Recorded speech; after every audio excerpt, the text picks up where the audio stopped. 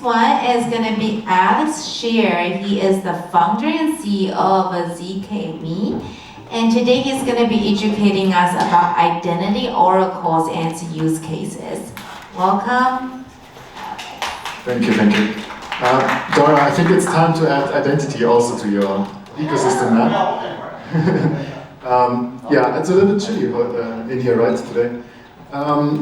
So I'm Alex, and the following talk is focused more on being like a Eli 5 educational content to explain a little bit what identity is, how we handled identity in Web 1, how we handle identity at the moment, and how we ought to handle identity in the future. And maybe that's also like a conversation starter for the future. So I will be talking a little bit about the value proposition of identity oracles, talk a little bit about what we could expect in integrating new identity oracles, opportunities and challenges, and then focus more on the identity oracle itself.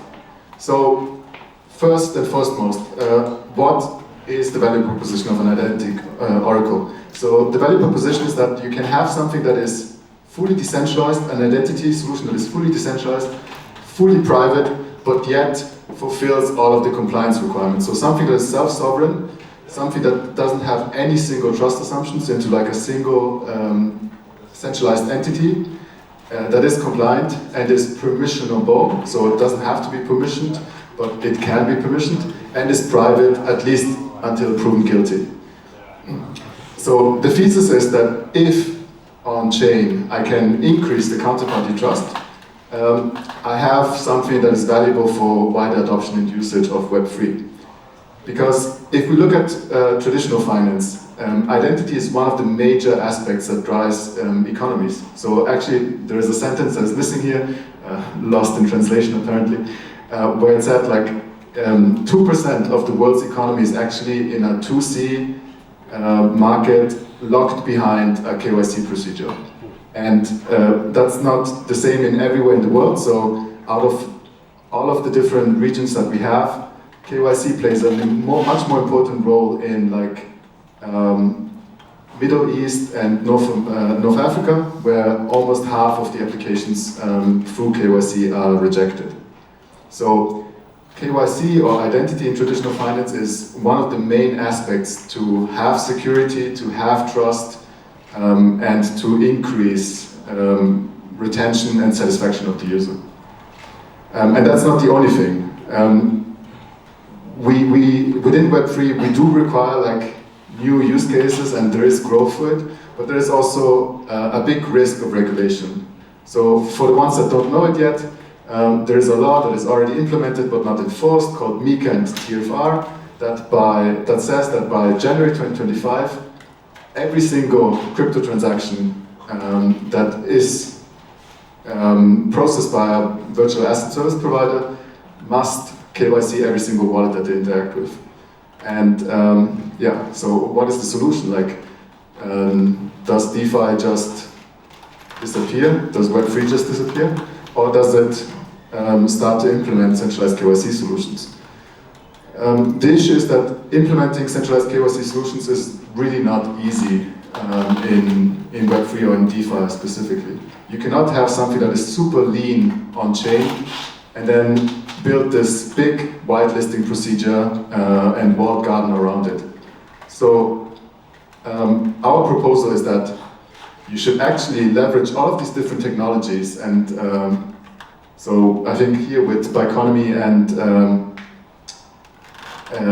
Particle Network we have like the best partners to talk about these different technologies. You should leverage the ability of having something that brings trust into the settlement, combine it with something that brings trust into ownership with the account abstraction, the bridging trust with the MPC, and then top it off with something that brings trust into content. And what that means exactly I will show in the next slides. So maybe as a primer, how do we handle identity? So this is the typical trust triangle of identity. You have someone that owns an identity, the holder, and this holder wants to access a service provided by the verifier. So a service provider like a bank or something. And these two parties, could the photo, yeah, thank you. Holder and verifier don't trust each other. Like, the holder doesn't know if the verifier would do anything bad with the data, the verifier doesn't trust the holder in, you know, faking the data or something like this. So traditionally what happened is both of them refer to an issuer, like a government usually, that would then issue a credential that most likely is a physical thing that is provided to the holder in order to bring that to the verifier. This is a good start, but there are some issues with it.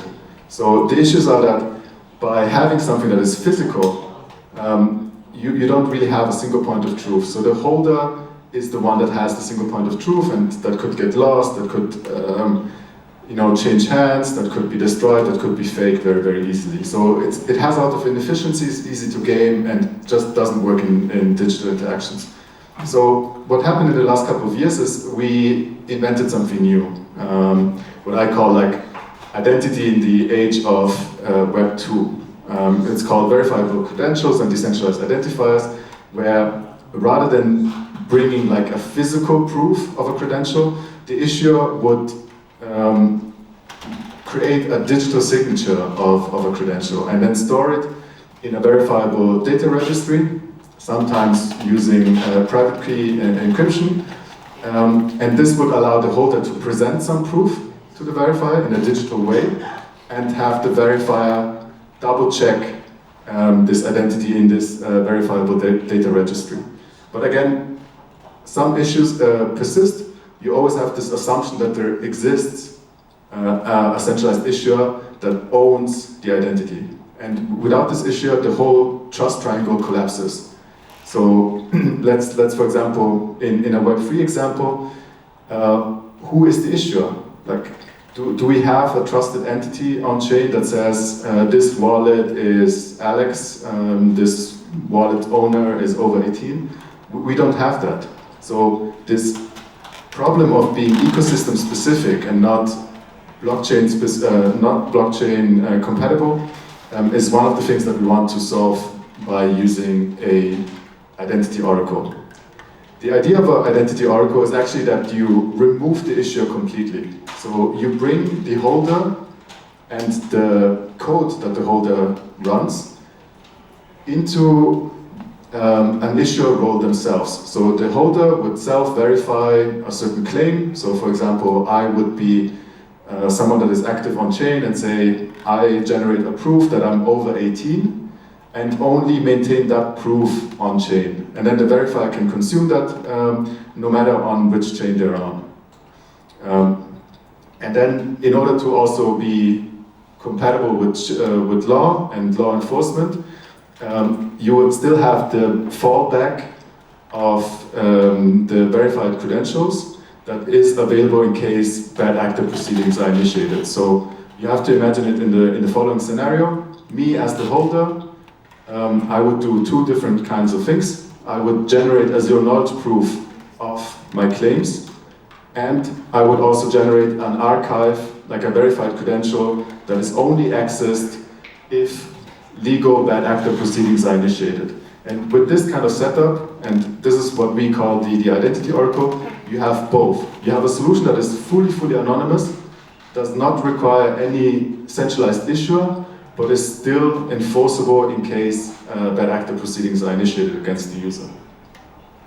And maybe at the end we leave a couple of minutes if you have questions on this, but the benefits of this is that we have a solution, finally, in which we can have a fully trustless, decentralized and self-sovereign identity on chain that has full data minimization. So if we go back to the laws that I mentioned previously, it fulfills the MiCA TFR requirements, but also the GDPR requirements of not storing any data. Is super cheap and interoperable, because through the NPC oracle I can delegate the zero knowledge proofs that are generated off-chain and make them available to any verifier, no matter on which chain ecosystem they're on. And through the use of threshold private key encryption, I can also make sure that no one has access to the private data if they don't collaborate with other stakeholders. So what to look forward if we do Web3 identity? So all of the things I mentioned previously, profiling, better UX, better retention, better satisfaction, are things that we could expect in the future from Web3 identities. And last but not least, so if any of you is looking for an identity solution on chain, what are the things that you should be looking for? In my opinion, it comes down to three different questions that you should ask. Is the identity provider compliant and interoperable? Is the identity provider user-friendly? And most important as a Web3 provider, is it end-to-end zero knowledge?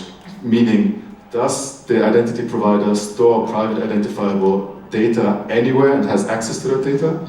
Does that provider share data? Does that provider have a way of indirectly identifying wallets on chain?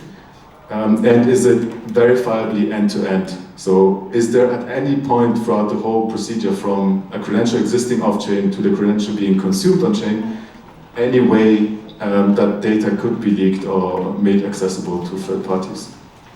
So if all of these three things are fulfilled, you have an identity solution that is Web3 native and fulfills both the compliance and the privacy side.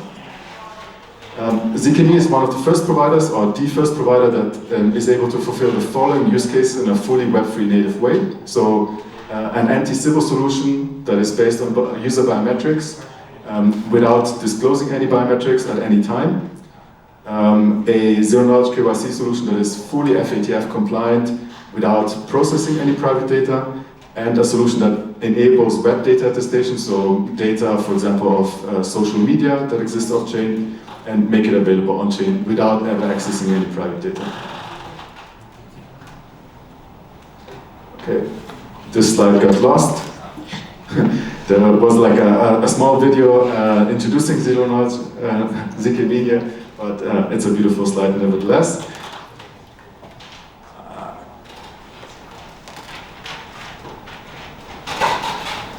Okay, so no video. Feel free to reach out to me later. Zero knowledge, identities, and zkMe. If you have any questions, please feel free to ask.